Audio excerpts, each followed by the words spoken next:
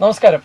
ലോക്സഭാ തെരഞ്ഞെടുപ്പിൻ്റെ ഇന്നത്തെ ഈ രണ്ടാം ഘട്ടത്തിൽ കേരളം വോട്ട് ചെയ്യുന്ന ഈ ദിവസത്തിലെ പ്രത്യേക ചർച്ചാ പരിപാടിയിലേക്ക് എല്ലാവർക്കും സ്വാഗതം. എന്നോടൊപ്പം എൻ്റെ സഹപ്രവർത്തകൻ സിജു ഉണ്ട്. അതോടൊപ്പം നമ്മളുടെ വിശേഷപ്പെട്ട അതിഥി ശ്രീ അനിൽകുമാർ പണ്ടാല അദ്ദേഹമുണ്ട്. അദ്ദേഹം റോഡ് സുരക്ഷാ വിദഗ്ധനും വികസന കാര്യങ്ങളിൽ വളരെ കൃത്യമായ വീക്ഷണങ്ങളും പഠനങ്ങളും നടത്തുന്ന ആളാണ്. നേരത്തെ കേരള റോഡ് ഡെവലപ്മെൻറ്റ് കോർപ്പറേഷൻ്റെ മുൻ MD കൂടിയാണ്, രാഷ്ട്രീയ നിരീക്ഷകനാണ്. ഇന്ന് നമുക്കെല്ലാവർക്കും അറിയാം 2024 ലോക്സഭാ തെരഞ്ഞെടുപ്പിലെ രണ്ടാം ഘട്ട വോട്ടെടുപ്പ് നടക്കുന്ന ദിവസമാണ്. ഇന്ന് കേരളത്തിലെ മുഴുവൻ സീറ്റുകളിലേക്കും വോട്ടെടുപ്പ് നടക്കുന്നു. മറ്റ് സംസ്ഥാനങ്ങളിൽ അങ്ങനെയല്ല. മറ്റ് സംസ്ഥാനങ്ങളിലെ ചില സീറ്റുകളിലേക്കാണ്, വലിയ സംസ്ഥാനങ്ങളിലെയൊക്കെ നടക്കുന്നത്. ഇന്ന് 89 ലോക്സഭാ സീറ്റുകളിലേക്കുള്ള തിരഞ്ഞെടുപ്പാണ് നടക്കുന്നത്. കഴിഞ്ഞ 2019 തെരഞ്ഞെടുപ്പിൽ ഈ 89-ൽ 56 സീറ്റ് NDAയ്ക്കും 24 സീറ്റ് UPAയ്ക്കും, അത് യുണൈറ്റഡ് ഇന്നത്തെ ഇന്ത്യ സഖ്യത്തിനുമാണ് ലഭിച്ചത്. ഇതിൽ 2 സീറ്റുകൾ പിന്നീട് പുനഃക്രമീകരിച്ചിട്ടുണ്ട്. പറഞ്ഞു വന്നതുപോലെ തന്നെ കേരളത്തിൽ ഏതാണ്ട് 20% വോട്ടിംഗ് പെർസെൻറ്റേജ് എത്തി നിൽക്കുന്നത്. പല മണ്ഡലങ്ങളിലും കനത്ത പോളിംഗ് ആണ് രാവിലെ. ഒരുപക്ഷെ ചൂടായതുകൊണ്ട് കാലാവസ്ഥ കണക്കിലെടുത്ത് ഉച്ചയ്ക്ക് ശേഷം മഴയുണ്ട്. അതുകൊണ്ട് ഒരുപക്ഷെ വോട്ടർമാർ രാവിലെ തന്നെ വന്ന് വോട്ട് ചെയ്യുന്നത് കൊണ്ടാകാം. ചില സ്ഥലങ്ങളിലൊക്കെ ഇതിന് രാഷ്ട്രീയ കാരണമാവാം. എന്തായാലും തീർച്ചയായിട്ടും ഈ വിഷയങ്ങളെക്കുറിച്ചാണ് ഇന്ന് നമ്മൾ ചർച്ച ചെയ്യുന്നത് പ്രേക്ഷകരുമായിട്ട്. സിജു, എന്താണ് ഇപ്പോൾ ഫീൽഡിൽ നിന്ന് ലഭിക്കുന്ന സൂചനകളുടെ അടിസ്ഥാനത്തിൽ പറയാൻ സാധിക്കുന്ന കാര്യങ്ങൾ? തീർച്ചയായും രാജ്യം ഒരു വലിയ പരീക്ഷയെ അഭിമുഖീകരിക്കുകയാണ്. കേരളവും അതുപോലെ തന്നെ വലിയ പരീക്ഷ എഴുതിക്കൊണ്ടിരിക്കുന്നു. വലിയ പരീക്ഷയുടെ അല്ലെങ്കിൽ ലോക്സഭാ തിരഞ്ഞെടുപ്പിൻ്റെ രണ്ടാം ഘട്ടമാണ് കേരളം ഉൾപ്പെടെയുള്ള സംസ്ഥാനങ്ങളിൽ നടന്നുകൊണ്ടിരിക്കുന്നത്. കേരളത്തിലെ എല്ലാ സീറ്റുകളിലും ഇപ്പോൾ പോളിംഗ് പുരോഗമിക്കുകയാണ്. തീർച്ചയായും കേരളത്തിൻ്റെ വോട്ടർമാരിൽ 1/5%, അതായത് 20% ഇതുവരെ വോട്ടിംഗ് തുടങ്ങി ഒരു 3.5 മണിക്കൂർ ആയിരിക്കുന്നു. 3.5 മണിക്കൂർ ആയപ്പോഴേക്കും 5.1% പേര് വോട്ട് ചെയ്തു എന്നാണ് ആദ്യ കണക്കുകൾ സൂചിപ്പിക്കുന്നത്. തീർച്ചയായും വളരെ പ്രോഗ്രസീവായിട്ടുള്ള, വളരെ ആവേശത്തോടു കൂടിയുള്ള, പലയിടത്തും നമുക്ക് പോളിംഗ് ബൂത്തുകളിൽ കാണാം നീണ്ട ക്യൂ ആദ്യം തന്നെ രൂപപ്പെട്ടിരുന്നു. രാവിലെ 6:30 മുതൽ 7 മണിക്കായിരുന്നു വോട്ടിംഗ് തുടങ്ങിയത് എങ്കിലും 6 മണിക്ക് തന്നെ ജനങ്ങൾ അവിടെ ക്യൂ നിൽക്കുന്നത് കാണാമായിരുന്നു. അത്രമാത്രം ആവേശത്തോടു കൂടിയാണ് കേരളത്തിൽ വോട്ടർമാർ വോട്ട് ചെയ്യാൻ എത്തുന്നത്. തീർച്ചയായും ഇന്നും കേരള രാഷ്ട്രീയം കലങ്ങി മറിയുക തന്നെയാണ് എന്ന് നമുക്ക് വിലയിരുത്തേണ്ടി വരും. കാരണം ഇന്നലെ തുറന്നുവിട്ട ഒരു വിവാദം, അതിൻ്റെ തുടർ പൊട്ടലുകൾ, അല്ലെങ്കിൽ ആ വെടിക്കെട്ടിന് ശേഷമുള്ള തുടർ പൊട്ടലുകൾ ഇപ്പോഴും നടന്നുകൊണ്ടിരിക്കുന്നു. മുഖ്യമന്ത്രി ഇന്ന് ആവർത്തിച്ച് പ്രഖ്യാപിച്ച ഒരു CPM-നുള്ളിൽ തന്നെയുള്ള ഒരു പ്രശ്നത്തെ അദ്ദേഹം വളരെ നേരിട്ട് തന്നെ, വളരെ ശക്തമായ രീതിയിൽ അദ്ദേഹം നേരിട്ടതാണ് ഇന്നത്തെ രാഷ്ട്രീയമായിട്ടുള്ള ഒരു ഉരുൾപൊട്ടൽ എന്ന് വേണമെങ്കിൽ സൂചിപ്പിക്കാവുന്നത്. അത് EP ജയരാജൻ്റെ വിഷയമായിരുന്നു. EP ജയരാജൻ BJPയുമായി കൂട്ടുകൂടുന്നു, അല്ലെങ്കിൽ അങ്ങനെയുള്ള ചില വിവാദ വിഷയങ്ങളിലേക്ക്, അല്ലെങ്കിൽ ഇന്നലെ ഉണ്ടായ വെളിപ്പെടുത്തലുകൾക്ക് അദ്ദേഹത്തിൻ്റെ പ്രതികരണമായിരുന്നു വന്നിരുന്നത്. ആ പ്രതികരണം വളരെ അപൂർവമാണ്. ശിവൻ പാപിയോടൊപ്പം ചേർന്നാൽ ശിവനും പാപിയാകും എന്ന് പറയുന്ന ഒരു പഴഞ്ചൊല്ലിനാണ് അദ്ദേഹം കൂട്ടുപിടിച്ചത്. വളരെ അപൂർവമായ, അല്ലെങ്കിൽ അത്രമാത്രം ശക്തവുമായ ഒരു പ്രതികരണമായി തോന്നി. RP എങ്ങനെയാണ് അതിനെ കാണുന്നത്? തീർച്ചയായിട്ടും നമുക്ക് സാറിനോട് ഒരു കാര്യം, അതായത് നമ്മൾ ഈ രാഷ്ട്രീയ വിഷയങ്ങളിലേക്ക് വരുന്നതിന് സാറ് വികസനത്തിന്റെ കാര്യത്തിൽ കൂടുതൽ ശ്രദ്ധ കേന്ദ്രീകരിക്കുന്നത്. സാറിനെ പോലെ ഒരു വ്യക്തി ആഗ്രഹിക്കുന്ന രീതിയിൽ വികസനം ഈ തെരഞ്ഞെടുപ്പ് പ്രചരണത്തിൽ ഒരു ഘടകമായിട്ട് വന്നിട്ടുണ്ടോ? സ്ഥാനാർത്ഥികൾ പറയുന്നതായാലും രാഷ്ട്രീയ ചർച്ചകളിലും. തീർച്ചയായിട്ടും കഴിഞ്ഞ 2 തെരഞ്ഞെടുപ്പുകളിലും നമ്മൾ നോക്കുകയാണെങ്കിൽ പാർട്ടി അധിഷ്ഠിതമായിരുന്നു ക്യാമ്പയിൻ മുഴുവൻ. അവിടെ വികസനമൊന്നും വന്നിട്ടേ ഇല്ല. ഇടയ്ക്കിടയ്ക്ക് വിഴിഞ്ഞം പോർട്ട് വരുമെന്നൊക്കെ പറഞ്ഞുള്ള അല്ലാതെ ഈ വികസനം എന്താണെന്നുള്ളതും അതിലെന്തൊക്കെയാണ് പ്രാധാന്യം അർഹിക്കുന്നതെന്നൊക്കെയുള്ള ഒരു വിശകലനം ചെയ്തൊരു ഡോക്യുമെൻറ്റും വെളിയിൽ കൊണ്ടുവരാൻ ഇത്തവണ അതിന് ശ്രമിച്ചിട്ടുണ്ട്. അതിൽ സാറിനെ സംബന്ധിച്ചിടത്തോളം പ്രധാനമായിട്ട് കാണുന്ന കേരളത്തിൻ്റെ വികസനം, തിരുവനന്തപുരത്തിൻ്റെ വികസനം, പ്രത്യേകിച്ച് നമ്മൾ തിരുവനന്തപുരത്ത് ഇരിക്കുന്നത് കൊണ്ട് ഇതിൽ പ്രധാനമായിട്ട് കാണുന്ന ഘടകങ്ങൾ ഏതൊക്കെയാണ്? ഇല്ലാതെ പോയ ഘടകങ്ങൾ എന്തെങ്കിലും ഉണ്ടോ? അല്ലെങ്കിൽ കൂടുതൽ ഒരു സ്ട്രെസ് കൊടുക്കണമെന്ന് താങ്കൾ വിചാരിക്കുന്ന ഏതെങ്കിലും കാര്യങ്ങളുണ്ടോ? ഇതിപ്പം ഞാനിപ്പോൾ ഒരു പ്രത്യേക പാർട്ടിയെ സപ്പോർട്ട് ചെയ്യുന്ന രീതിയിലല്ല പറയുന്നത്. എന്നൊരിക്കൽ കൂടി ഇത്തവണ പൊതുവെ കാണുന്നത്, ഇതുവരെ നമ്മൾ കണ്ടിരുന്നത് പിന്നെ 2 ലക്ഷം തൊഴിൽ നിർമ്മിക്കും എന്നൊരു സ്റ്റേറ്റ്മെൻറ്റ് വരും. ഇത്തവണ പ്രത്യേകിച്ചും രാജീവ് ചന്ദ്രശേഖറിൻ്റെ മാനിഫെസ്റ്റോയിൽ അദ്ദേഹം ഇത് എങ്ങനെ സൃഷ്ടിക്കും എന്നുള്ളത് പറഞ്ഞിട്ടുണ്ട്. എംപ്ലോയ്മെൻ്റ് ആണ് നമുക്കെപ്പോഴും ആവശ്യം. ഇതിനും ശരിക്കും പറഞ്ഞാൽ കഴിഞ്ഞ ഇലക്ഷനിലൊന്നും ഒരു വരി ഇങ്ങനെ 2 ലക്ഷം തൊഴിൽ സൃഷ്ടിക്കും ഇല്ലെങ്കിൽ 10,000 തൊഴിൽ സൃഷ്ടിക്കും എന്ന് പറയുന്നതല്ലാതെ അതിന് കൂടുതൽ ഇമ്പോർട്ടൻസ് കൊടുത്തിരുന്നില്ല. പക്ഷേ ഇത്തവണ അങ്ങനെയല്ല. എല്ലാ പാർട്ടികളും എംപ്ലോയ്മെൻറ്റ് സൃഷ്ടിക്കുമെന്ന് പറയുന്നുണ്ട്. പ്രത്യേകിച്ചും രാജീവ് ചന്ദ്രശേഖറിൻ്റെ മാനിഫെസ്റ്റോയിൽ അത് എങ്ങനെയാണ് സൃഷ്ടിക്കുന്നത് എന്നുള്ളത് കുറച്ചും കൂടെ അത് വായിക്കാൻ താല്പര്യമുള്ളവർക്ക് വായിച്ചാൽ അത് കിട്ടും. അത് ദാറ്റ് ഇസ് ഒരു ഡിസ്റ്റിങ്ക്റ്റ് ഇമ്പ്രൂവ്മെൻ്റ് ആണ് ഒന്ന്. പക്ഷേ പറയാതെ ഇടയ്ക്ക് ചില രാഷ്ട്രീയ പ്രസ്താവനകളും ഇതോടനുബന്ധിച്ച് തന്നെ വരുന്നുണ്ട്. കോഴിക്കോട് അത്തോളിയിൽ വോട്ട് രേഖപ്പെടുത്തിയ ശേഷം BJP സംസ്ഥാന അധ്യക്ഷൻ K. സുരേന്ദ്രൻ മാധ്യമങ്ങളെ കണ്ടിരുന്നു. അദ്ദേഹം പറയുന്നത് ലോക്സഭാ തെരഞ്ഞെടുപ്പിൽ കേരളത്തിൽ മോദി തരംഗമാണ് ആഞ്ഞു വീശുന്നത് എന്നാണ് അദ്ദേഹം അവകാശപ്പെട്ടത്. സംസ്ഥാനം ഇത്തവണ കേന്ദ്ര സർക്കാരിന്റെ മികച്ച ഭരണത്തിനുള്ള പോസിറ്റീവ് വോട്ടാണ് രേഖപ്പെടുത്തിയതെന്ന് അദ്ദേഹം കോഴിക്കോട്ട് പറഞ്ഞു. ഈ ഡെവലപ്മെന്റിനെ കുറിച്ച് പറയുമ്പോൾ ഈ പോസിറ്റീവ് വോട്ടിന്റെ കാര്യം വളരെ പ്രസക്തമാണ്. അത് it's A very relevant point. അതായത് ഈ ഞാൻ പലയിടത്തും പറയുകയുണ്ടായി, കഴിഞ്ഞ ഇലക്ഷൻ തൊട്ട് ഇപ്പം 3 ഇലക്ഷനാണ് നമ്മളിപ്പോൾ ഞാൻ ഒബ്സർവ് ചെയ്ത് 3 ഇലക്ഷൻ 2009, 2014, 2019. ഈ 3 ഇലക്ഷനിലും BJPക്ക് വോട്ട് ചെയ്യുന്നവർ പോലും അത് ഞാൻ BJPയോടാണ് അലൈൻ ചെയ്തിരിക്കുന്നതെന്ന് പറയാനോ വെളിയിൽ പബ്ലിക്കായിട്ട് പറയാനോ മടി കാണിച്ചിരുന്നു. പക്ഷെ ഇത്തവണ എങ്ങനെയല്ല. ഇത്തവണ ഞാൻ BJP ഒരു അനുഭാവിയാണെന്ന് അത് പ്രകടമാക്കാനായിട്ട് ഒരു മടിയും കാണിച്ചിട്ടില്ല.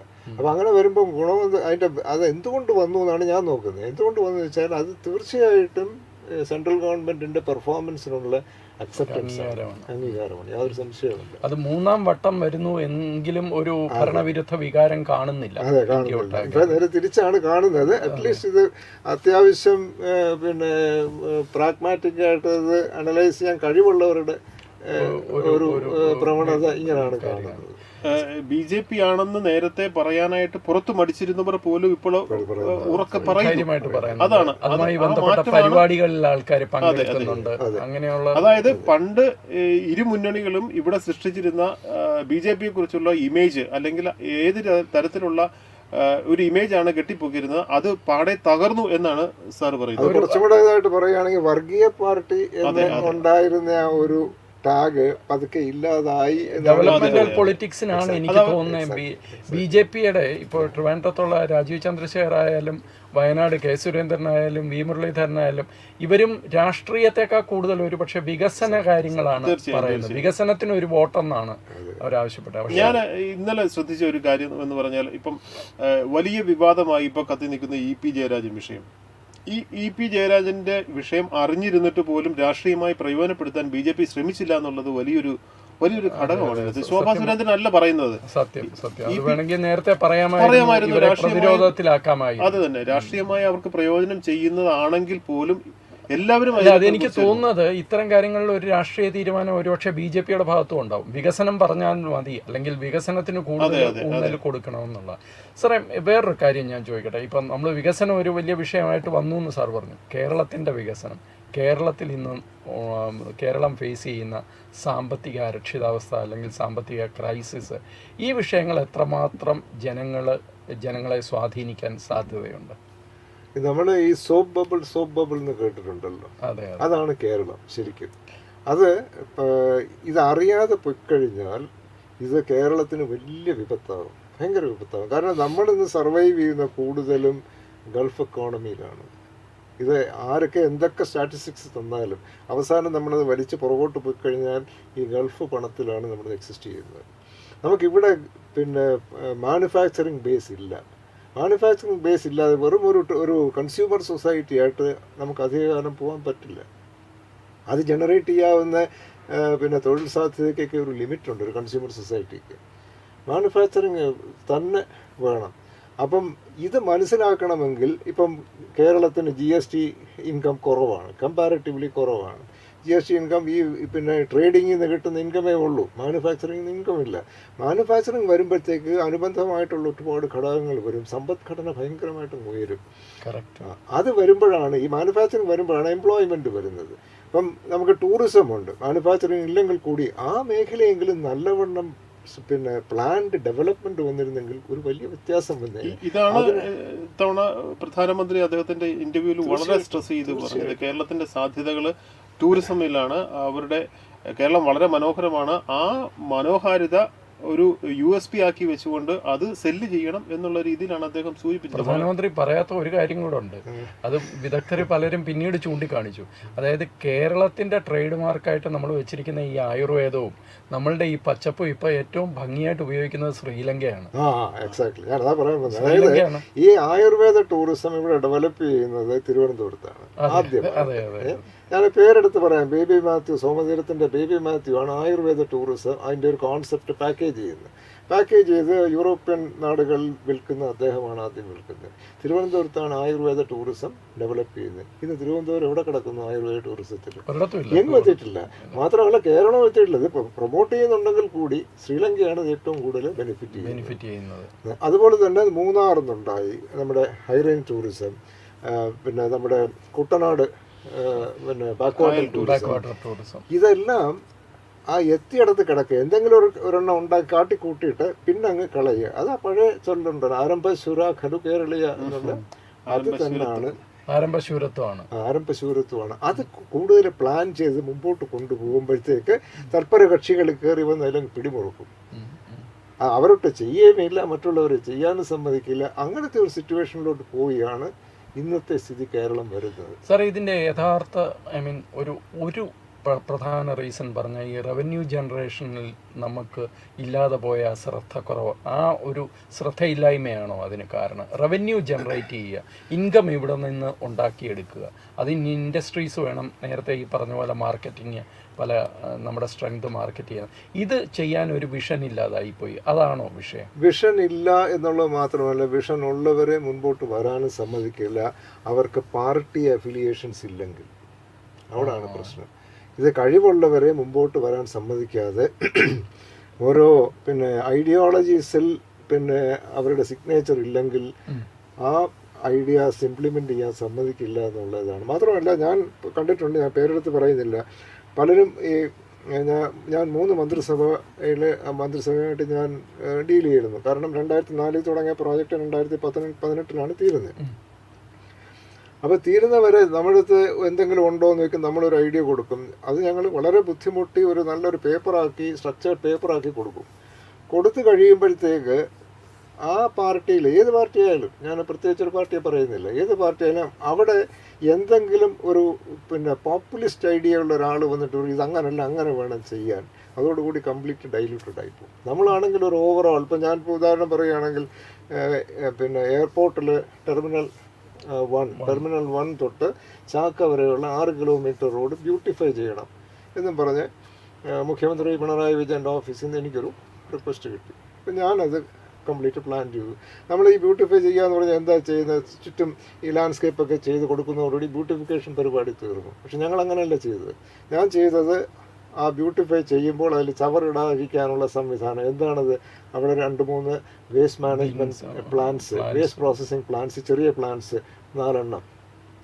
അതോടുകൂടി തന്നെ ചവറിടുന്നവർ ഇത് കഴിഞ്ഞിട്ട് ഇടുന്നുണ്ടെങ്കിൽ അവരെ പിടിക്കാൻ സർവൈലൻസ് സിസ്റ്റം. പിന്നെ അത് നനയ്ക്കാനുള്ള വെള്ളം ലഭ്യത ഇല്ല. ഈ വേനൽ വരുമ്പം വെള്ളം ഉപയോഗിച്ചുവിടാന്ന് പറഞ്ഞാൽ കരിഞ്ഞു പോകും. അതുകൊണ്ട് പിന്നെ സിവേജ് ട്രീറ്റ്മെൻറ്റ് പ്ലാന്റിൽ നിന്ന് പാർവതിപുത്രനാറിൽ ഒഴുക്കിക്കളയുന്ന 2 MLD വെള്ളം അത് പൈപ്പ് വഴി കൊണ്ടുവന്ന് നനയ്ക്കാനുള്ള സംവിധാനം. പിന്നെ ഇത് കാണാൻ വരുന്നവരും പോകുന്നവർക്കും അവിടെ വന്ന് ചായയോ കാപ്പിയോ കുടിക്കണമെങ്കിൽ അതിനുള്ള സംവിധാനം. ഇതെല്ലാം കൂടെ ഒരു മൊത്തത്തിൽ ഒരു ലൈറ്റിംഗ്, രാത്രിയിൽ ലൈറ്റിംഗ് സിസ്റ്റം, ഇതെല്ലാം കൂടെ ചേർന്നാണ് കൊടുത്തത്. അവസാനം എന്താ, അവിടെ ഒരു ചെറിയ ചെടി വെച്ച് തീർത്തു. ഇത് ഐഡിയാസ് ഇല്ലാത്തതല്ല, അത് നടപ്പാക്കാൻ സമ്മതിക്കില്ല. പാർവതിപുത്രനാർ ക്ലീനിങ്, അതൊരു വലിയൊരു പ്രോജക്റ്റാണ് ശരിക്കും. ക്ലീനിങ് തുടങ്ങിയതുകൊണ്ട് അവിടെ മണ്ണ് മാഫിയാണെന്നും പറഞ്ഞിട്ട് അത് തടഞ്ഞു. യഥാർത്ഥത്തിൽ ഇതൊക്കെ നടത്താനുള്ള ഒരു ആർജവമുള്ള ഒരു നേതാവോ അല്ലെങ്കിൽ ഒരു ഒരു രാഷ്ട്രീയത്തിന് അതീതമായിട്ട് കാണണം. അതെ, തീർച്ചയായും ഡെവലപ്മെന്റ് അതിപ്പോൾ ആക്ച്വലി ഈ തിരുവനന്തപുരം സിറ്റി റോഡ് പ്രോജക്റ്റ് എന്ന് പറഞ്ഞാൽ PPP പ്രോജക്റ്റാണ്. ഞാൻ നേരത്തെ പറയുകയുണ്ടായാലും അതിന് ഭയങ്കര റെസ്പോൺസിബിലിറ്റി ഉണ്ട്. Public private partnership പ്രോജക്റ്റാണ്.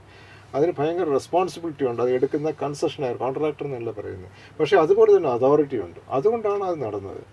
ഇപ്പോൾ എൻ്റെ അടുത്ത് പറയുകയാണ് ഇന്നടത്ത് പിന്നെ ഈ സിഗ്നൽ പോസ്റ്റ് വെക്കരുത് എന്ന് പറഞ്ഞാൽ ഞാൻ പറയും വെക്കുമെന്ന് പറയും. എനിക്ക് അതിനൊരു അതോറിറ്റി ഉണ്ട്. ആര് പറഞ്ഞാലും, മന്ത്രി പറഞ്ഞാലും ശരി, ഞാൻ പറയും എഴുതി തരാൻ പറയും. കാരണം ഞാനത് ചെയ്തില്ലെങ്കിൽ ഞാൻ ഉത്തരവാദിയാണ്. അവിടെ എന്തെങ്കിലും ഒരു ആക്സിഡന്റ് പറ്റിയ സബ്ജക്ട് എക്സ്പേർട്ട് ആണ് അതിന് നിശ്ചയിക്കേണ്ടത്, അല്ലാതെ രാഷ്ട്രീയക്കാരെ നിശ്ചയിക്കുമ്പോഴാണ് ഈ പ്രശ്നങ്ങൾ. ഇതേ പ്രശ്നം തന്നെ ഞാൻ മറ്റൊരു രീതിയിൽ ഉന്നയിക്കുകയാണെങ്കിൽ ഇവിടെ ബൈപ്പാസുകളൊക്കെ നിർമ്മിച്ചിട്ടുണ്ട്. കൊല്ലത്തുണ്ട്, ആലപ്പുഴയുണ്ട്, തിരുവല്ലയിലുണ്ട്. അങ്ങനെ പുതിയ ബൈപ്പാസുകൾ ഇഷ്ടം പോലെ വരുന്നുണ്ട്. പക്ഷെ ഇവിടെയൊക്കെ അപകടം കൂടുന്നതായിട്ട് കാണുന്നുണ്ട്. അത് ഈ ഒരു പ്ലാനിങ്ങിനുണ്ടാകുന്ന അപാകതയാണോ? ഇല്ല, വളരെ റെലവൻറ്റ് ക്വസ്റ്റ്യൻ ആണ്. കാരണം ഞാനൊരു എക്സാമ്പിൾ പറയാം. ഈഞ്ചക്കൽ ഉണ്ടല്ലോ, ഈ ബൈപ്പാസ് എന്ന് പറഞ്ഞാൽ എന്തിനാണ് ബൈപ്പാസ് ഉണ്ടാക്കുന്നത്? അത് കോൺഫ്ലിക്റ്റ് അവോയ്ഡ് ചെയ്ത് സിറ്റിയിൽ ടച്ച് ചെയ്യാതെ പോകുന്ന വാഹനങ്ങൾക്ക് നേരെ അങ്ങ് പോകാനായിട്ട്. കോൺഫ്ലിക്ട്സ് അവോയ്ഡ് ചെയ്യുക. അത് കോൺഫ്ലിക്റ്റ് എന്നാണ് അതിന് ഉപയോഗിക്കുന്ന വാക്ക്. അപ്പോൾ അങ്ങനെ വരുമ്പോൾ ക്രോസ് ചെയ്യുന്നത് എവിടെയാണോ ക്രോസിങ് വരുന്നത് അത് ഹൈവേ അതിൻ്റെ മുകളിൽ കൂടെ പോകും, അടിയിൽ കൂടെ ഇവർക്ക് ക്രോസ് ചെയ്ത് പോകാം. അങ്ങനെയാണ് അത് ചെയ്യുന്നത്. അതിന് വെഹിക്കുലാർ അണ്ടർപാസ് എന്ന് പറയും. അത് നമുക്ക് നല്ല വീതി വെച്ച് ചെയ്യാം. റോഡ് പോലെ തന്നെ ഇരിക്കും. മറ്റേത് ബ്രിഡ്ജ് അല്ല, ഇറ്റ്സ് ഒരു ഓവർപാസ് ആണ്. അത് ശരിക്കും അണ്ടർപാസ് എന്ന് പറയുന്നത് ഓവർപാസ് ആണ്.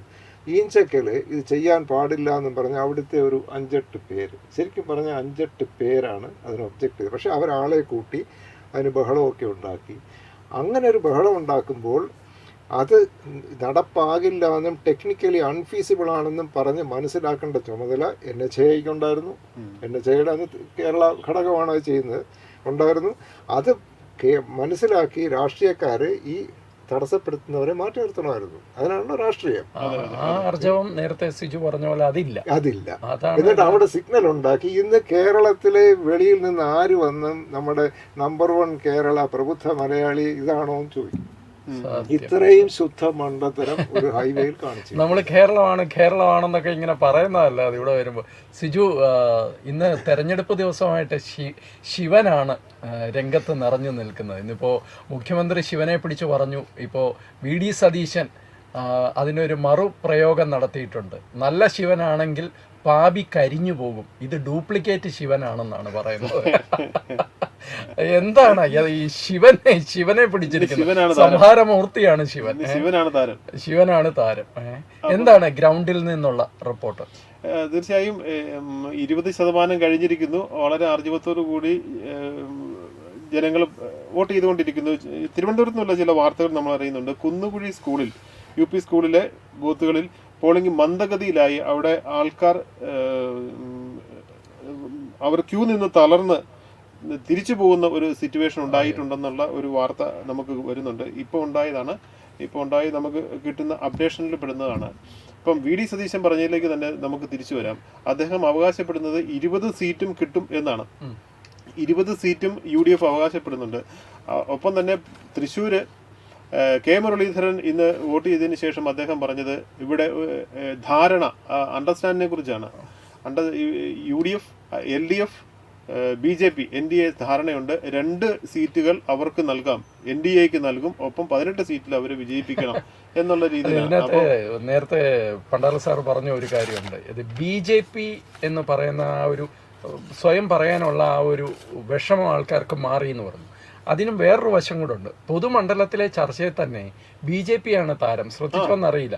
അതായത് ഇരു കൂട്ടരും പറയുന്നത് ഞങ്ങളുടെ മത്സരം BJPയുമായിട്ടാണെന്നാണ് പറയുന്നത്. പല മണ്ഡലങ്ങളിലും അവകാശപ്പെടുന്നത് ഞങ്ങളും BJPയുമായിട്ടാണ് മത്സരമെന്ന് ഇടത് പറയും, ഞങ്ങളും BJPയുമായിട്ട് മത്സരമെന്ന് മറ്റവരും പറയും. അപ്പോൾ ശരിക്കും പറഞ്ഞു കഴിഞ്ഞാൽ ഈ ഒരു BJP എന്ന് പറയുന്ന ഒരു സൈഡിലുള്ള അല്ലെങ്കിൽ ഒരു ചെറിയ ഫോഴ്സ് ആണെന്നുള്ള ധാരണ മാറിയിട്ടില്ല. മിക്കയിടത്തും ഇപ്പം 20 മണ്ഡലങ്ങളുണ്ടെങ്കിൽ അതിൽ പകുതിയോളം സ്ഥലത്തിന്റെ വളരെ ശക്തമായിട്ടുള്ള ത്രികോണ മത്സരമാണ് നടക്കുന്നത്. ആ ത്രികോണം ഈ 2 മുന്നണികളും പങ്കുവച്ചിരുന്ന കേരള സംസ്ഥാനത്തിൽ മൂന്നാമതൊരു ശക്തി ഉണ്ടായിരിക്കുന്നു. ആ ത്രികോണത്തിൽ എന്ന് മാത്രമല്ല എനിക്ക് തോന്നുന്നു BJP ഇപ്രാവശ്യം സ്ഥാനാർത്ഥികളെ നിർത്തിയതിൽ ഒരു ഭയങ്കര സ്റ്റേറ്റ്മെന്റ് ഉണ്ട്, ഒരു പൊളിറ്റിക്കൽ സ്റ്റേറ്റ്മെന്റ് ഉണ്ട്. ശ്രദ്ധിച്ചോന്ന് അറിഞ്ഞോളാം. കണ്ടു പഴകിയ മുഖങ്ങളെയൊക്കെ കണ്ടു പഴകിയെന്ന് മാത്രമല്ല, ഓരോരുത്തർക്കും ഇപ്പൊ തിരുവനന്തപുരത്ത് തന്നെ ശശി തരൂറിനെ വിശ്വപൗരൻ എന്നൊക്കെ പറഞ്ഞ് അവതരിപ്പിക്കുന്നത് അദ്ദേഹം എന്ത് ചെയ്തു എന്നുള്ള വേറെ കാര്യം. പക്ഷെ ആ എല്ലാ അർത്ഥത്തിലും അദ്ദേഹത്തിന് കിട നിൽക്കാവുന്ന ഒരാളെ തന്നെ അവിടെ നിർത്തുന്നു. സുരേന്ദ്രനെ 2ാം ഘട്ടത്തിലാണ് സ്ഥാനാർത്ഥിയായിട്ട് വയനാട് കൊണ്ടു നിർത്തുന്നത്. അതിൻ്റെ പിന്നിൽ ഒരു കൃത്യമായ പൊളിറ്റിക്കൽ സ്റ്റേറ്റ്മെൻ്റ് ഉണ്ട്, രാഹുൽ ഗാന്ധിക്കെതിരായിട്ടാണ് നിർത്തുന്നത്. അപ്പോൾ ഇതൊരു വളരെ സീരിയസ് ആയിട്ട് അവർ എടുത്തിട്ടുള്ള ഒരു വിഷയം തന്നെയാണ്. സാറ് അങ്ങ് പാർട്ടി പൊളിറ്റിക്സിലില്ല, ഡെവലപ്മെൻറ്റ് കാര്യങ്ങളാണ് അങ്ങ് നോക്കുന്നത്. താങ്കളെ സംബന്ധിച്ചിടത്തോളം താങ്കൾക്ക് കേരളത്തിൻ്റെ വികസനത്തെ സംബന്ധിച്ച് ഒരു വിഷനുണ്ട്. ഈ വിഷൻ താങ്കൾ ഏതെങ്കിലും ഈ സ്ഥാനാർത്ഥികളുമായി ഷെയർ ചെയ്യുകയോ അല്ലെങ്കിൽ അവർക്ക് ചില താങ്കളുടേതായ അഭിപ്രായങ്ങൾ അവരെ അറിയിക്കാൻ ശ്രമിക്കുകയോ വല്ലതും ചെയ്തിട്ടുണ്ടോ ഏതെങ്കിലും സ്ഥാനാർത്ഥികളെ? ഞാൻ ശരിക്കും പറഞ്ഞു കഴിഞ്ഞാൽ ആ പൊളിറ്റിക്കൽ ആണ്. എനിക്കങ്ങനെ പ്രത്യേകിച്ച് പാർട്ടി അങ്ങനൊരു ക്രേസ് ഒന്നുമില്ല. ഞാൻ ഇൻഡിപെൻഡൻ്റ് ആയിട്ട് ചിന്തിക്കുന്നതാണ്. ഒന്ന് ഇടപെടുകയാണ്. വളരെ പ്രധാനപ്പെട്ട ഒരു വാർത്ത വരുന്നു. VVPAT മുഴുവൻ എണ്ണണം എന്ന് ആവശ്യപ്പെട്ട് സുപ്രീം കോടതിയിൽ സമർപ്പിച്ച ഹർജി തള്ളിയിരിക്കുന്നു. മുഴുവൻ സീറ്റുകളും എണ്ണണ്ട, അല്ലെങ്കിൽ ആ കേസിൽ പ്രസക്തമല്ല എന്നുള്ള ഒരു നിരീക്ഷണമാണ് ഇപ്പോൾ സുപ്രീം കോടതിയിൽ ഉണ്ടായിരിക്കുന്നത്. തീർച്ചയായും അത് പ്രാക്ടിക്കൽ അല്ല സിജു, അത് ഭയങ്കര ഒരു ഇന്ത്യ പോലെ ഒരു രാജ്യത്ത് തെരഞ്ഞെടുപ്പിനെ വളരെ അനിശ്ചിതത്തിലേക്ക് തള്ളിവിടുന്ന അല്ലെങ്കിൽ പഴയ യുഗത്തിലേക്ക് മാറ്റിവിടുന്ന ഒരു നെഗറ്റീവാണ്. ഇപ്പൊ പറഞ്ഞ പോസിറ്റീവ് പൊളിറ്റിക്സിനെ കുറിച്ച് പറഞ്ഞുകൊണ്ടിരിക്കുമ്പോഴാണ് നമ്മൾ ഇതിനെക്കുറിച്ചും സംസാരിക്കേണ്ടി ബാലറ്റ് പേപ്പറിലേക്കൊന്നും പോകാൻ പറ്റില്ല എന്ന് സുപ്രീം കോടതി ഇപ്പൊ പറഞ്ഞു. തീർച്ചയായും അത് വളരെ നമുക്ക് വളരെ പ്രോഗ്രസീവ് ആയിട്ടുള്ള ഒരു അപ്രോച്ചായി തന്നെ നമുക്ക് കാണാം. സാറിന് തുടരാം.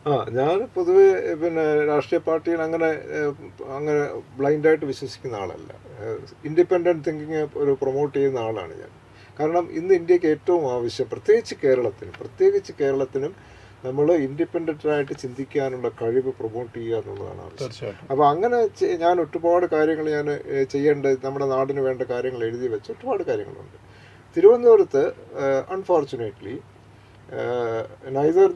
ഇപ്പം CPIM ആയിട്ട് LDF-ഉമായിട്ട് ഞാൻ വളരെ അടുത്ത് ഇടപഴകിയതാണ് എൻ്റെ പ്രോജക്റ്റ് കാലഘട്ടത്തിൽ. കോൺഗ്രസുമായിട്ടും ഇടപഴകിയിട്ടുണ്ട്. പക്ഷേ ഇവർ 2 പേര് കാൻഡിഡേറ്റ്സും എനിക്കിങ്ങനെയൊക്കെ കുറേ ഇൻഫർമേഷൻ ഉണ്ടെന്ന് അറിഞ്ഞിട്ട് കൂടി എൻ്റെ അടുത്ത് ആരും ചോദിച്ചിട്ടില്ല. പക്ഷേ രാജീവ് ചന്ദ്രശേഖർ പ്രത്യേകിച്ച് ഇത് എന്നെ വിളിച്ച് വേറൊരാൾ വഴി ബന്ധപ്പെട്ട് ഞങ്ങൾ കണ്ടപ്പോൾ എനിക്ക് അതിൻ്റെ ഒരു വിഷൻ സ്റ്റേറ്റ്മെൻറ്റ് ഉണ്ടാക്കി തരണമെന്ന് പറഞ്ഞ് ഞാൻ ഉണ്ടാക്കി കൊടുത്തു. അപ്പോൾ ഞാനതിൽ എൻ്റെ മൊത്തമുള്ള 10-60 പോയിൻറ്റ്സ് ഉണ്ടായിരുന്നതിൽ 20 പോയിൻറ്റ്സായിട്ട് ചുരുക്കി നാഷണൽ ലെവലിൽ സെൻട്രൽ ഗവൺമെൻറ്റിൻ്റെ പവറിൽ ചെയ്യാവുന്ന 20 പോയിൻറ്റ്സ് ഞാൻ ഒരു ഡിക്രീസിങ് ഇമ്പോർട്ടൻസ് വെച്ചിട്ട് ഞാൻ ഉണ്ടാക്കി കൊടുത്തിട്ടുണ്ട്. അപ്പം അതിൽ 2-3 പോയിന്റ്സ് അദ്ദേഹത്തിൻ്റെ ഞാൻ കൊടുത്തിട്ടാണോ അല്ലയോ എന്ന് എനിക്കറിഞ്ഞൂടെ, പ്രകടന പത്രികയിൽ വന്നിട്ടുണ്ട്. അതൊരു എന്താ പറയുന്ന ഒരു യൂസ്ഫുൾ ആയിട്ടുള്ള ഒരു എക്സർസൈസ് ആയിട്ട് തോന്നുന്നുണ്ട് ഇപ്പോൾ എനിക്ക്. ഞാനൊന്ന് കോൺട്രിബ്യൂട്ട് ചെയ്യുമെന്നുള്ള എനിക്കൊരു സന്തോഷമുണ്ട്. അവിടെ നിന്ന് എനിക്ക് അക്നോളജ്മെന്റ് ഒന്നും കിട്ടിയിട്ടില്ല, ഞാൻ പ്രതീക്ഷിക്കുന്നുമില്ല. തീർച്ചയായും താങ്കളുടെ എക്സ്പീരിയൻസും പരിചയവും വൈദഗ്ധ്യവും ഒക്കെ കണക്കാക്കുന്ന, അല്ലെങ്കിൽ ആ വാല്യൂവിൽ തന്നെ കണക്കാക്കുന്ന ഒരാൾ നമ്മുടെ സ്ഥാനാർത്ഥി വന്നു എന്നുള്ളത് തന്നെ ഒരു തീർച്ചയായിട്ടും അതിൽ എനിക്കൊരു പരിഭവം കൂടെ ഉണ്ട്. അത് കാരണം തിരുവനന്തപുരം നഗര റോഡ് വികസന പദ്ധതി ചത്തുപോയിട്ട് 2009 അത് റിവൈവ് ചെയ്യുന്നത്. 2009 റിവൈവ് ചെയ്യുമ്പോൾ അന്നത്തെ MP ആയിരുന്ന ഡോക്ടർ ശശി തരൂരിൻ്റെ ഒരു കോൺട്രിബ്യൂഷൻ അതിനകത്ത് ഉണ്ടായിട്ടില്ല. 250 കോടി രൂപയുടെ പ്രോജക്റ്റ് ഞങ്ങൾ പണി തീർത്തപ്പം 470 കോടി രൂപയായി. ആ 470 കോടി രൂപയുടെ പ്രോജക്റ്റ് തിരുവനന്തപുരത്ത് വരാൻ ഹേതുവായത് ഞാൻ തന്നെയാണ്. അത് അല്ലെ എട്ടുകാലി മമ്മൂഞ്ഞിലോട്ട് പറയുകയല്ല, എന്നാലും ഞാൻ തന്നെയാണ്, എല്ലാവർക്കും അറിയാം. നമ്മുടെ രാഷ്ട്രീയത്തിലുണ്ട്. അതെ. അപ്പോൾ അത് പക്ഷേ ഇദ്ദേഹം 2-3 ടേം ഇവിടെ MP ആയിരുന്നിട്ടും ഒരു തവണ പോലും അദ്ദേഹം അത് ശ്രദ്ധിക്കുവാനോ അതെന്താണെന്ന് മനസ്സിലാക്കുവാനോ അതിന് കോൺട്രിബ്യൂട്ട് ചെയ്ത് എൻ്റെ അടുത്ത് എന്തെങ്കിലും ഇൻപുട്സ് ഉണ്ടോ എന്ന് നോക്കുവാനോ അദ്ദേഹം ശ്രമിച്ചിട്ടില്ല.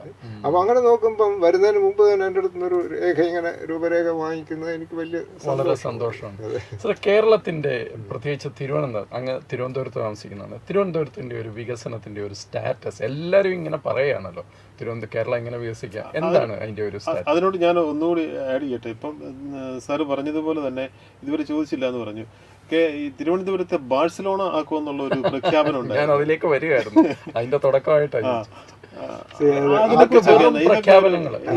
ബാഴ്സലോണയുടെ പറയാം. ഒന്ന്, ഈ ബാഴ്സലോണയുടെ ട്വിന്നിങ് കൊണ്ട് എന്താണ് നമുക്ക് കിട്ടാൻ പോകുന്നത് എന്ന് ആലോചിച്ചാൽ ഡോക്ടർ ശശി തരൂരിന്റെ ലെവലിൽ ചെയ്യേണ്ട ഒരു പ്രോജക്റ്റ് അല്ല.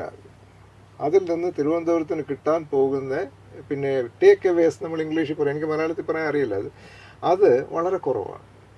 പ്രത്യേകിച്ചൊന്നും കിട്ടാനില്ല. അവരിപ്പോൾ ഇവിടെ കൊണ്ട് ഇൻവെസ്റ്റ് ചെയ്യാനൊന്നും പോകുന്നില്ല. ചെയ്താൽ തന്നെ അതിനൊരു പരിമിതിയുണ്ട്. മാത്രമല്ല ചെയ്താൽ തന്നെ നമ്മുടെ ഫ്രെയിം വർക്കിനകത്ത് എന്ത് ഇൻവെസ്റ്റ് ചെയ്യാൻ പറ്റും, ഇതൊക്കെ ഗ്രേ ഏരിയാസാണ്. അപ്പം അത് നമുക്ക് അത് വലിയ കാര്യമല്ല. ട്വിന്നിങ് ചെയ്താലും ഇല്ലെങ്കിലും വലിയ വ്യത്യാസമൊന്നുമില്ല. ഇപ്പം അവരുടെ ടീം ഇവിടെ വന്നിട്ട് ആദ്യം പറഞ്ഞത് തിരുവനന്തപുരത്ത് നല്ല ബീച്ചുകളുണ്ട്, അപ്പം നമ്മുടെ സെക്രട്ടേറിയറ്റിൽ നിന്ന് ബീച്ച് വരെ നല്ല റോഡ് വേണം. നല്ല കാര്യമാണ്. ബാഴ്സലോണ സിറ്റി നോക്കിയാൽ വളരെ ക്രൗഡഡ് ആയിരുന്ന സിറ്റി കൂടെ നടുക്കൂടെ 100 മീറ്റർ വീതിയുള്ള റോഡ് അങ്ങനെ കട്ട് ചെയ്തങ്ങ് എടുക്കുകയായിരുന്നു ഒളിമ്പിക്സ് വരുന്നതിന് മുമ്പ്. അത് നല്ല ഒരു ഡെവലപ്മെന്റ് ആണ് ചെയ്തത്. പക്ഷേ ഇവിടെ ഈ പറഞ്ഞത് ബീച്ചിലോട്ട് ഇവിടെ സാധ്യമല്ല, നമ്മുടെ ഫ്രെയിം വർക്കിൽ സാധ്യമല്ല. ഇനി ഈ ബീച്ചിലോട്ട് കൊണ്ടുപോയാൽ തന്നെ അവരുദ്ദേശിക്കുന്നത് പിന്നെ സൺബാത്തിങ് ഒക്കെയാണ്. ഇവിടെ നമുക്ക് സൺബാത്തിങ്ങിൻ്റെ ഒന്നും ആവശ്യമില്ല. ഉണ്ടെങ്കിൽ തന്നെ കോവളത്ത് വെച്ച് കഴിഞ്ഞാൽ നമുക്ക് വിദേശ ടൂറിസ്റ്റിനെ കിട്ടുമായിരിക്കും. അത് പോട്ടെ, നമ്മളിപ്പോൾ ട്വിന്നിങ്ങിൻ്റെ കാര്യം പോട്ടെ, അത് വലിയ പ്രസക്തമല്ല. പക്ഷേ തിരുവനന്തപുരത്തിന് നഷ്ടപ്പെട്ട എന്തെന്ന് ചോദിച്ചു കഴിഞ്ഞാൽ 77 വർഷമായിട്ട് നഷ്ടത്തിൻ്റെ കഥകളെ പറയാനുള്ളൂ. നഷ്ടവസന്തം എന്ന് ഉപയോഗിക്കാമോ എന്ന് എനിക്ക് അറിഞ്ഞുകൂടാ. അതാണ് ഇവിടെ സംഭവിച്ചത്. ഓരോരുത്തർ വരുമ്പോഴും ഇവിടെ വസന്തമാണ് നടക്കുന്നതെന്ന് പറയും, പക്ഷേ നഷ്ടത്തിൻ്റെ വസന്തങ്ങളാണ്. അപ്പം കുറേ കാര്യങ്ങളുണ്ട്, ഒരുപാട് കാര്യങ്ങളുണ്ട് പറയാനാണെങ്കിൽ നമുക്ക് സമയം കിട്ടില്ല. പക്ഷേ 2-3 കാര്യങ്ങൾ പറയാം. ഒന്ന്, നമുക്ക് JNNURM ബസ് കിട്ടി, സാധാരണക്കാരെ എഫക്റ്റ് ചെയ്യുന്നത്. നമുക്ക് JNNURM ബസ് കിട്ടിയാണ്ട് 200-300 ബസ് കിട്ടി. ആ പദ്ധതി പ്രകാരം എല്ലാ ക്യാപിറ്റൽസിലും എയർ കണ്ടീഷൻ ബസ്സസ് പബ്ലിക്കിന് കൊടുക്കാനാണ് കൊടുത്തത്. അതിവിടെ വന്നൊരു 6 ജനറം ബസ് എന്ന് പറയുന്നത് low floor AC buses, Volvo buses, ഒന്നാന്തരം ഒരു പബ്ലിക് ഫെസിലിറ്റിയാണത്. അത് വന്നൊരു 6-7 മാസം കഴിഞ്ഞപ്പം ഇവിടുത്തെ പ്രൈവറ്റ് ബസ്സുകാരും കേരളത്തിലെ പ്രൈവറ്റ് ബസ് ലോബിയും അത് അഭികാമ്യമായിട്ട് കണ്ടില്ല. കാരണം ഈ AC ബസ്സിൽ യാത്ര ചെയ്ത് സുഖം പഠിച്ചാൽ അവരുടെ ബസ്സിൽ കയറില്ല, പ്രൈവറ്റ് ബസ്സിൽ കയറില്ല. അഥവാ കയറില്ല എന്നൊരു ഭയം. ഇതെന്ത് ചെയ്തു, പിന്നെ Kerala urban road transport corporation എന്ന് പറഞ്ഞൊരു കോർപ്പറേഷൻ ഉണ്ടാക്കി, കൊച്ചി ആസ്ഥാനമാക്കിയ ഒരു കോർപ്പറേഷൻ ഉണ്ടാക്കി. ഈ ബസ്സൊക്കെ കൊച്ചിക്ക് കൊണ്ടുപോയി. എന്നിട്ട് ഇത് സിറ്റി ട്രാഫിക്കിന് വേണ്ടിയിട്ട് ഡിസൈൻ ചെയ്തിരിക്കുന്ന ബസ്സുകളാണ്. ഇത് ലോങ് ഡിസ്റ്റൻസിലിട്ട് ഒരു വർഷം കൊണ്ട് കംപ്ലീറ്റ് അങ്ങ് റെഡിയാക്കി. എനിക്ക് തോന്നുന്നു കേരളത്തിൽ മാത്രം ഇത് കേരളത്തിൽ മാത്രമേ സംഭവിക്കുള്ളൂ. ഇത് മുഴുവൻ പബ്ലിക്കിനെ വിഡ്ഢിയാക്കി എന്നുള്ളതല്ലാതെ എനിക്കൊന്നും പറയാം. എസ്പെഷ്യലി തിരുവനന്തപുരത്തുകാരെ വിഡ്ഢിയാക്കി. അവർക്ക് എയർ കണ്ടീഷൻ ട്രാവൽ കംഫർട്ട് കിട്ടേണ്ടത് എടുത്തു കളഞ്ഞു. ഈ ഒരു മിലിറ്റന്റ് ആറ്റിറ്റ്യൂഡുള്ള ഓർഗനൈസേഷണൽ പവറാണ് ഇവിടെ നശിപ്പിക്കുന്നത്. അതായത് കൂടുതൽ പിന്നെ പൊളിറ്റിക്കൽ ഒരുപാട് രാഷ്ട്രീയവൽക്കരണമാണ് എല്ലാം. ഇത് തന്നെ നമ്മൾ ഇതിന് സമാനമായിട്ടുള്ളതാണ് വന്ദേ ഭാരത് വന്നപ്പോഴും കണ്ടത്. അതേ മാനസികാവസ്ഥയാണ്. എന്തിനാണ് ഈ ഇത്ര വേഗം പോകേണ്ടതെന്ന് ചോദിക്കുന്നത് സിൽവർ ലൈൻ ആണെങ്കിൽ പോലും ഈ വന്ദേ ഭാരത് വന്നപ്പോഴും ഇതേപോലുള്ള മാനസികാവസ്ഥയുള്ളവരുണ്ടായിരുന്നു. ഇപ്പൊ സാർ പറഞ്ഞ ഈ ജനറം വന്നപ്പോ ആ ബസ്സിന്റെ ഫെസിലിറ്റി ഇല്ലാത്ത പ്രൈവറ്റ് ബസ്സുകള് നിങ്ങളും ഇതിനോട് കോമ്പീറ്റ് ചെയ്യുക. നിങ്ങൾ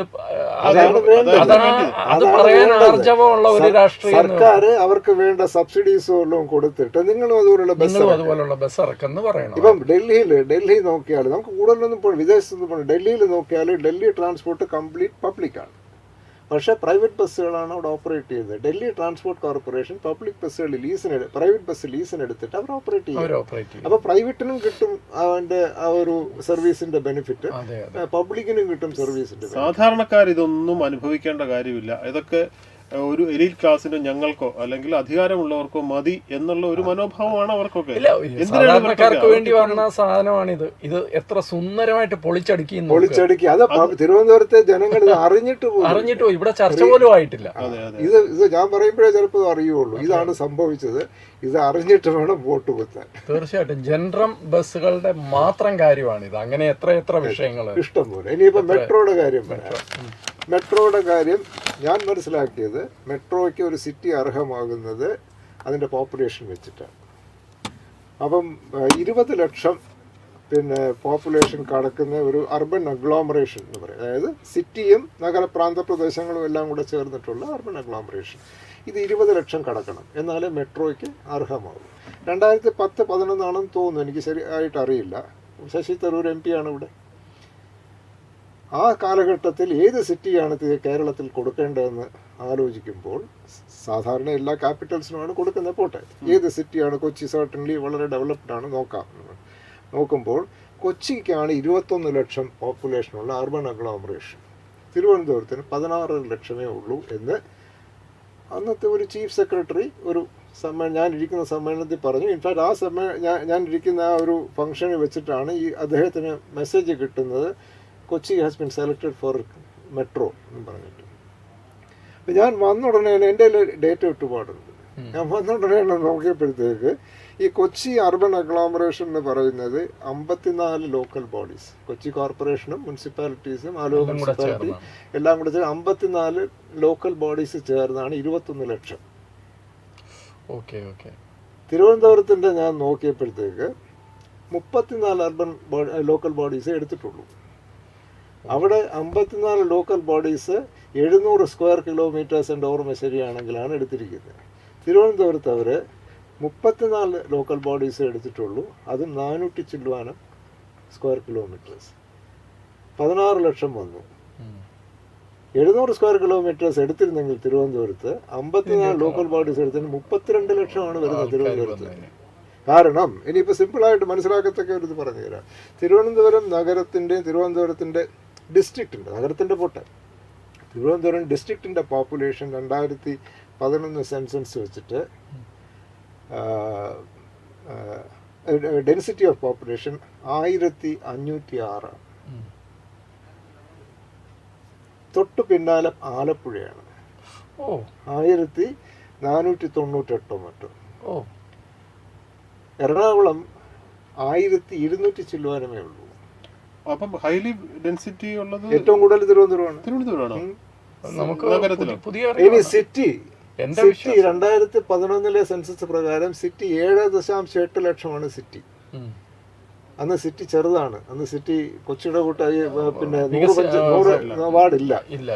വാർഡില്ല. അന്ന് സിറ്റിയുടെ 7.8 ലക്ഷമാണ്. കൊച്ചി സിറ്റിയുടെ പോപ്പുലേഷൻ 5.3 ഉള്ളൂ.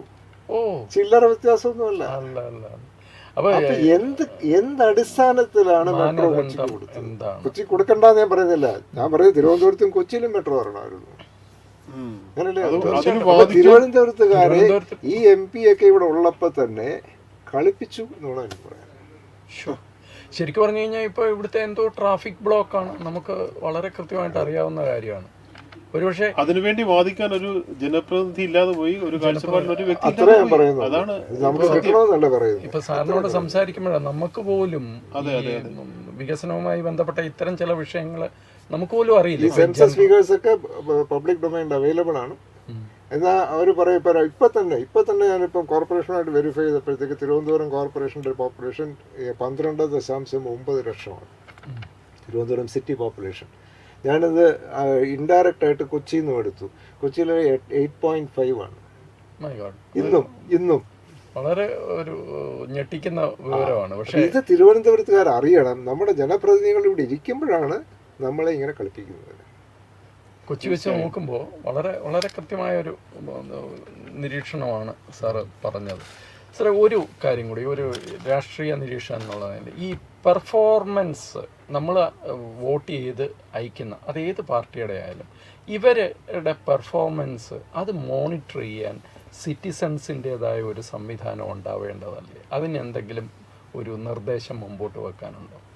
അതായത് ഒരു പെർഫോമൻസ് മോണിറ്ററിങ്ങും അതിനെ സംബന്ധിച്ചുള്ള ഡേറ്റ ജനങ്ങളുടെ മുമ്പിൽ ഓരോ വർഷമോ അല്ലെങ്കിൽ 6 മാസമോ കൂടുമ്പോൾ കൊടുക്കാൻ അങ്ങനെ എന്തെങ്കിലും ഒരു അക്കൗണ്ടബിലിറ്റി ഇക്കാര്യത്തിൽ കൊണ്ടുവരാൻ പറ്റുമോ? കൊണ്ടുവരാൻ സെൻട്രൽ ഗവൺമെന്റ് ലെവലിൽ കൊണ്ടുവരണം. അവർ മിനിമം പ്രോഗ്രാം പണ്ടൊരു കോമൺ മിനിമം പ്രോഗ്രാം എന്നും പറഞ്ഞിട്ടൊരു ഉണ്ടായിരുന്നു. അത് അംഗീകാരമുള്ളതായിരുന്നു എന്നുള്ളത് എനിക്കറിയില്ല. പക്ഷെ അത് സർക്കാർ ലെവലിൽ സെൻട്രൽ ഗവൺമെന്റ് ലെവലിൽ കൊണ്ടുവരിക, അല്ലെങ്കിൽ ഓരോരോ സ്റ്റേറ്റ് സർക്കാരിനെ അത് ഏൽപ്പിക്കുക, സ്റ്റേറ്റ് സബ്ജക്റ്റായിട്ട് ഏൽപ്പിക്കുക. MPs പറയുന്നത് അച്ചീവ് ചെയ്തോ ഇല്ലേ എന്നുള്ളത്. എന്തായാലും ശ്രീ രാജീവ് ചന്ദ്രശേഖർ പറഞ്ഞിരിക്കുന്നത് എൻ്റെ ഈ മാനിഫെസ്റ്റോ നിങ്ങൾ വെച്ചോളുക, എന്നിട്ട് ഞാൻ ചെയ്യുന്നതും ചെയ്യാത്ത ഓരോ കാര്യങ്ങൾ നിങ്ങൾ ടിക്ക് ചെയ്തോളുക എന്നാണ് പറയുന്നത്. ഓരോ പീരീഡ് ഓഫ് സ്വയം 5 വർഷം കഴിയുമ്പോൾ ഞാൻ ഈ പറഞ്ഞതിൽ ചെയ്യാതെ ഒരുപാട് കാര്യങ്ങളുണ്ടെങ്കിൽ ഞാൻ ഇനി അടുത്ത ഇലക്ഷന് ഞാൻ ഇവിടെ നിൽക്കില്ല. അത് അദ്ദേഹത്തിന്റെ ഭാഗത്ത് ഞാൻ പറയുന്നത് ഒരു സീനിയർ സിറ്റിസൺസിൻ്റെതായ ഒരു സത്യത്തെ ഒരു അക്കൗണ്ടബിലിറ്റി ഇൻഡെക്സ് ആ ഒരു ഇത് വേണ്ടത് അത്യാവശ്യം. ഞാൻ പറയുന്നത് നിങ്ങൾ മാധ്യമങ്ങളെല്ലാം കൂടെ ചേർന്നിട്ട് ഒരു കോമൺ ഫോറം ഉണ്ടാക്കി. കാരണം ഒരു നിഷ്പക്ഷത അതിനകത്ത് വരും. പക്ഷെ അതിലേക്കും രാഷ്ട്രീയം കടന്നു വരും കേരളം ആയതുകൊണ്ട്, അതല്ലേ പ്രശ്നം. തീർച്ചയായും നമ്മുടെ തിരഞ്ഞെടുപ്പ് പോളിംഗ് ഏതാണ്ട് 4 മണിക്കൂർ പിന്നിട്ടിരിക്കുന്നു. വളരെ ശ്രദ്ധേയമായ ഒരു പ്രതികരണം ഉണ്ടായിരിക്കുന്നത് KPCC പ്രസിഡന്റ്, അദ്ദേഹം കണ്ണൂർ സ്ഥാനാർത്ഥി കൂടിയാണ്. കഴിഞ്ഞ ദിവസം അദ്ദേഹം സൂചിപ്പിച്ചിരുന്നത് കണ്ണൂരിലെ ഒരു ആഭ്യന്തര പൊളിറ്റിക്സിന്റെ ഭാഗമായിട്ട് അദ്ദേഹത്തിന് തന്നെ അവിടെ ഇഷ്ടംപോലെ എതിരാളികളുണ്ട്. മാർക്സിസ്റ്റ് പാർട്ടിയിലുള്ള ചില വ്യക്തികളെ തന്നെ അദ്ദേഹം ടാർഗറ്റ് ചെയ്തുകൊണ്ട് വലിയ ശക്തമായ സ്റ്റേറ്റ്മെൻറ്റുകൾ അദ്ദേഹം നൽകിയിരുന്നു. EP ജയരാജനാണ് BJPയുമായി ചർച്ച നടത്തിയെന്നുള്ള വിവരം ആദ്യം പറയുന്നത് അദ്ദേഹമാണ്. അദ്ദേഹത്തിന്റെ BJP പറഞ്ഞിരുന്നില്ല. ശോഭാ സുരേന്ദ്രൻ ഒരു CPM നേതാവ്, കണ്ണൂരിലുള്ള പിണറായിയോളം തലപ്പൊക്കമുള്ള ഒരു നേതാവെന്ന് മാത്രം സൂചന മാത്രമേ നൽകിയിട്ടുള്ളൂ. അത് ആരാണെന്ന് പറഞ്ഞിരുന്നില്ല. അത് പറയുന്നത് സുധാകരനാണ്.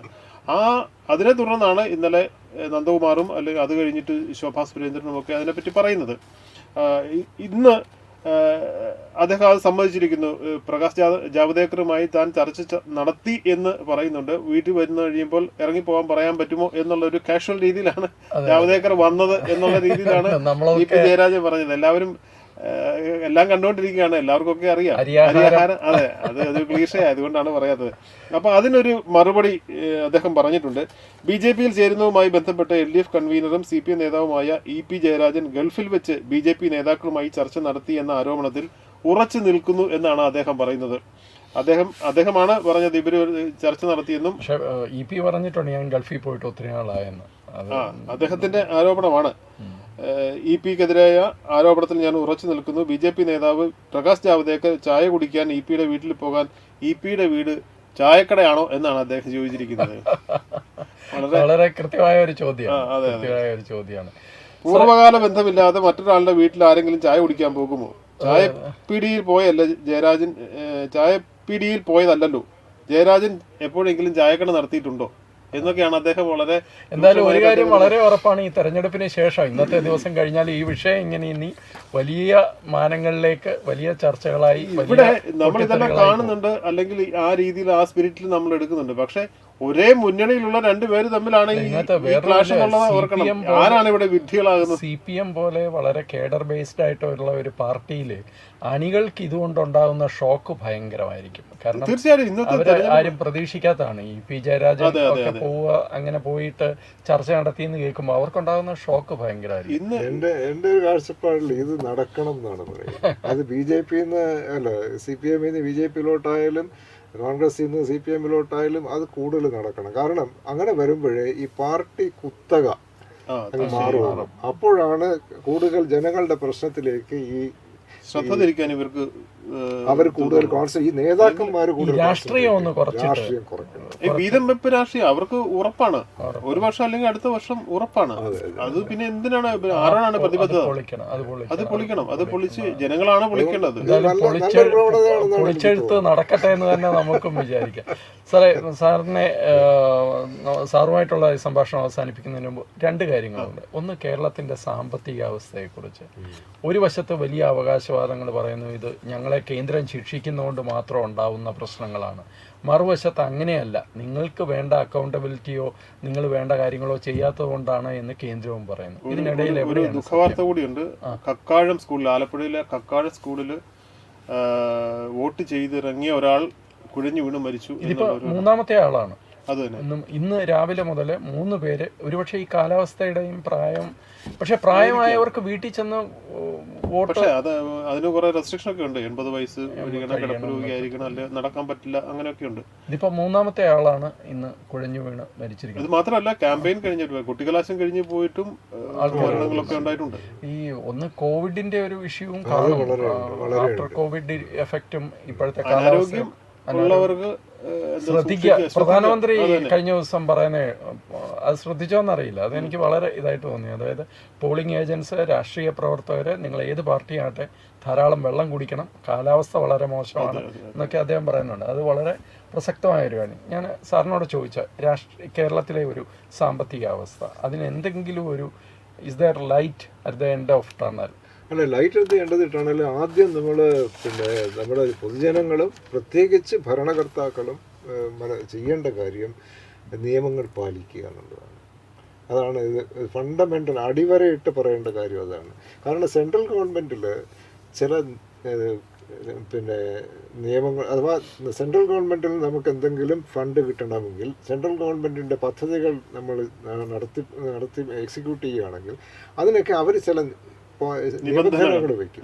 ആ നിബന്ധനകൾ നമ്മൾ പാലിക്കാൻ നമ്മൾ ബാധ്യസ്ഥരാണ്.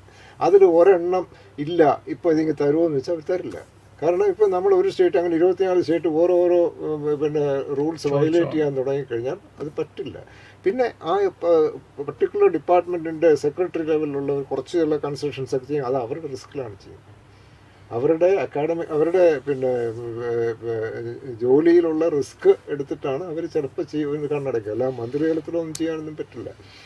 അപ്പം ഈ മന്ത്രി എന്ന് പറയുന്നത് ഈ ആ ഡിപ്പാർട്ട്മെൻറ്റിൻ്റെ റൂൾസ് ഫോളോ ചെയ്യാൻ നടപ്പാക്കാൻ ബാധ്യസ്ഥരായിട്ടുള്ളവരുടെ റിപ്പോർട്ട് എടുക്കുകയാണ്. അപ്പോൾ എ ജിയുടെ ഒരു ക്ലിയറൻസ് ഇല്ലാതെ കൊടുക്കില്ല എന്നൊരു നിബന്ധന ഉണ്ടെങ്കിൽ എ ജിയുടെ ക്ലിയറൻസ് ഇല്ലാതെ കൊടുക്കില്ല. എന്തുകൊണ്ടാണ് അവരിങ്ങനെ, അതായത് വളയമില്ലാതെ ചാടാനായിട്ടുള്ള ഒരു വ്യഗ്രത എന്തിനാണ്? അത് നമ്മൾ പറയും ഈ വിക്ടിം കാർഡ് എന്ന് പറയും ഇംഗ്ലീഷിൽ. അത് കാണിച്ച് ഈ പബ്ലിക്കിൻ്റെ അടുത്ത് മുഴുവൻ പറഞ്ഞിട്ട് അയ്യോ ഞങ്ങളിങ്ങനെ പാവങ്ങളാണ്, ഞങ്ങൾക്ക് അങ്ങനെയാണ് ഇങ്ങനെയാണെന്നും പറഞ്ഞിട്ട് എല്ലാത്തിനും ഞാൻ വേറെ ഒരുപാട് കാര്യം. ഇപ്പം ഞങ്ങൾ ഈ എക്സ്പ്രസ് വേയുടെ സർവേ നടക്കുമ്പോൾ തന്നെ നമ്മളെ പറഞ്ഞ് പറ്റിക്കുന്നത് എന്താണ്, കേരളത്തിൽ ഇനി സ്ഥലമില്ല വികസിക്കാൻ. അത് വെറും തെറ്റാണ്. പ്രധാനപ്പെട്ട റോഡുകളുടെ 300 മീറ്റർ അപ്പുറത്തും ഇപ്പുറത്തുള്ള ഡെവലപ്മെൻറ്റേ നമ്മൾ കാണുന്നുള്ളൂ. ഉള്ളിലോട്ട് പോയാലും ഇഷ്ടംപോലെ സ്ഥലമുണ്ട്. അപ്പോൾ ഇങ്ങനെയുള്ള ഈ സോഫ്റ്റ് സ്റ്റോറീസ് പറഞ്ഞ് പബ്ലിക്കിനെ അവരുടെ ശ്രദ്ധ തിരിച്ചു വിടുക എന്നുള്ളതാണ് നമ്മുടെ ഇപ്പോഴത്തെ രാഷ്ട്രീയക്കാരുടെ ഇത്. അതുകൊണ്ടാണ് ഞാൻ പറഞ്ഞത്, ഈ ഒരു പാർട്ടിയിൽ നിന്ന് മറ്റേ പാർട്ടിയിലേക്കൊണ്ട് പോകുന്ന ഇഷ്ടംപോലെ ആയിക്കഴിഞ്ഞാൽ പിന്നെ ഈ നേതാക്കന്മാർ ഡെവലപ്മെൻറ്റിൽ കൂടുതൽ കോൺസെൻട്രേറ്റ് ചെയ്യുന്നതാണ് എൻ്റെ വിശ്വാസം. ചെയ്യട്ടെ എന്ന് നമുക്കും ആശിക്കാം. ദേശീയ തലത്തിൽ അങ്ങ് ഒരു രാഷ്ട്രീയ നിരീക്ഷകൻ എന്നുള്ള നിലയിൽ താങ്കളുടെ ഒരു പ്രവചനം എന്ന് ഞാൻ പറയില്ല, താങ്കൾ എങ്ങനെയാണ് ഈ തെരഞ്ഞെടുപ്പിന്റെ ഒരു ഫലത്തെ നോക്കിക്കാണുന്നത്? എന്തായിരിക്കാം നമ്മളെല്ലാം എൻ്റെ കാലഘട്ടത്തിൽ, ഞാനിപ്പം എനിക്ക് 70 വയസ്സായി, അപ്പം ഞാൻ വളർന്നു വന്ന കാലഘട്ടത്തിലൊക്കെ ഞാൻ കേട്ട് വളർന്നത് നമുക്കൊരു ബെനിവളൻ ഡിക്റ്റേറ്റർ വേണം എന്നാണ് കേട്ടിരുന്നത്. അതായത് വെൽവെറ്റ് ഗ്ലൗസ് അയൺ ഹാൻഡ്. അതെ, മനസ്സിലായല്ലേ, velvet gloves and iron hand എന്നുള്ളത്. ഞാനിപ്പോൾ അതാണ് കാണുന്നത്. അപ്പോൾ ഞാനിപ്പോൾ പ്രത്യേകിച്ച് BJPയോട് മമത ഉണ്ടായിട്ടോ അല്ലെങ്കിൽ പ്രൈം മിനിസ്റ്റർ മോദിയോട് മമത ഉണ്ടായിട്ടോ അല്ല പറഞ്ഞത്. പക്ഷെ നമ്മൾ അന്ന് പറഞ്ഞിരുന്നതാണ് ഇന്നിപ്പോൾ കാണുന്നത്. അത് കാണുന്നവരുടെ ഇത് വേണ്ട മറ്റേത് മതി എന്ന് പിന്നെ തിരിച്ച് പറയുന്നത് ശരിയല്ല. അപ്പം നമ്മളിപ്പോൾ കാണുന്നത് ഞാൻ പ്രൈം മിനിസ്റ്റർ മോദി ചെയ്യുന്ന കാര്യങ്ങൾ പലതും നോക്കിയാലും ഫണ്ടമെൻ്റൽ ലെവലിൽ നമ്മൾ ആരും ഉദ്ദേശിക്കാത്ത വളരെ ഇമ്പോർട്ടൻറ്റ് കാര്യങ്ങൾ സ്ട്രെയിറ്റൻ ഔട്ട് ചെയ്തുകൊണ്ട് പോവുകയാണ്.